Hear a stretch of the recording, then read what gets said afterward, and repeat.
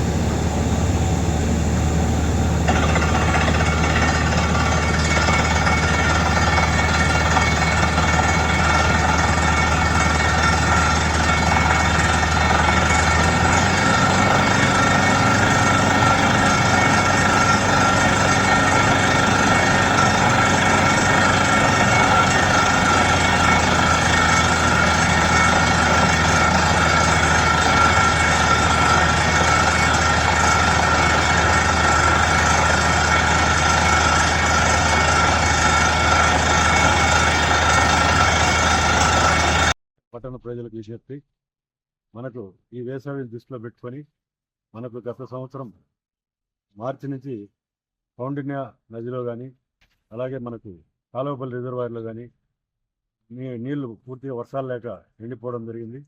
దానివల్ల నీటి సమస్య ఏర్పడింది. ఇప్పుడు 3 రోజులకు ఒకసారి ఇస్తున్నాము.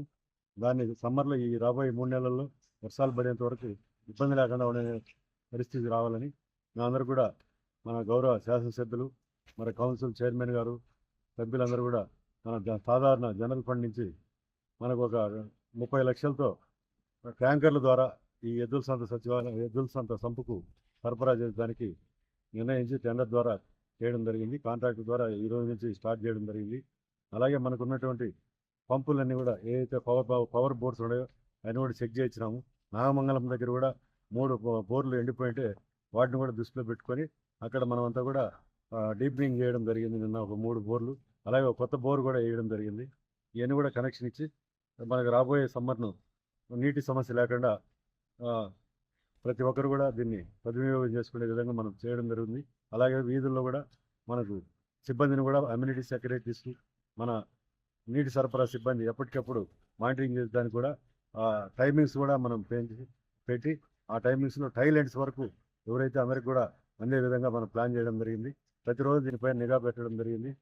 మా సిబ్బంది ఏఈడిఈ అలాగే అమ్యూనిటీ సెక్రటరీస్ అలాగే మన సిబ్బంది నిరంతరం చేస్తున్నారు. ప్రతి ఒక్కరు కూడా గమనించి నీటిని సద్వినియోగం చేసుకోండి. వృధా కాకుండా ప్రతి ఒక్కరూ వినియోగించుకోండి. ఎందుకంటే త్రాగునీటి మా సమస్య మీ అందరికీ తెలుసు. అలాగే మనకు టైలెంట్స్ వరకు అందరికి దిగువ ప్రాంతానికి పోయే విధంగా ఆ వీధిలో చివరి కుళాయి పోయేంత వరకు మీరందరూ కూడా పైన అందరూ కూడా మీకు వేస్ట్గా వాటర్ వదలకుండా అందరూ కూడా సద్వినియోగం చేసుకొని కిందికి పోయేటట్టు అందరూ కూడా సహకరించాలని విజ్ఞప్తి చేస్తున్నాను. పలమనేరు, నా పేరు ఎన్వి రమణారెడ్డి, పలమనేరు మున్సిపల్.